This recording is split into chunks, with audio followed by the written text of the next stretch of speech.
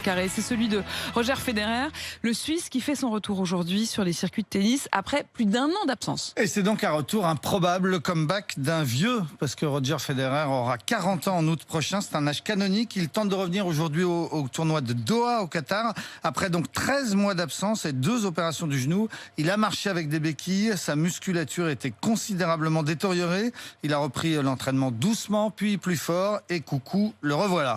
Pourquoi ?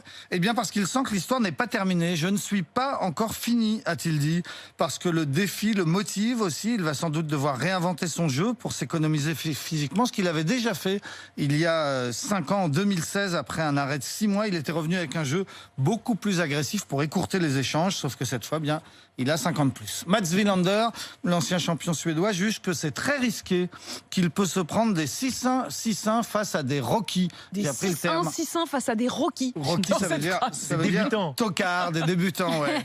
Et moi, j'entendais Rocky Balbuena, j'étais en mode... Non, Balboa. J'aurais dit Rookie, c'est un bon match. Rocky Balbuena, c'est pas mal. Donc, il peut se prendre des tôles si tout va mal. À l'inverse, lui, il espère qu'il peut revenir à son plus haut niveau, tenter de gagner Wimbledon une 9e fois ou bien de remporter une première médaille d'or olympique en simple à Tokyo. Ce qui est en jeu, c'est une place dans l'histoire, parce que le tennis a ceci de particulier, c'est le seul sport où les 3 plus grands champions de tous les temps sont encore en activité. Federer et Nadal ont ensemble le record de 20 victoires en Grand Chelem. Djokovic a d'autres records. En grappillant encore quelques succès, le Suisse peut donc s'imposer comme le GOAT, le Greater of All Times, le plus grand de tous les temps. Federer a des fans absolus qui sont persuadés que c'est lui le meilleur de tous les temps, quoi qu'il arrive. Depuis 20 ans qu'il est professionnel, il les a séduits avec son jeu plein d'élégance, de magie, d'efficacité. L'élégance qu'il pousse jusqu'à ne pas transpirer sur les cours. Je ne sais pas si vous avez remarqué. À part ça, il a 4 enfants, 2 paires de jumeaux, des jumelles et des jumeaux.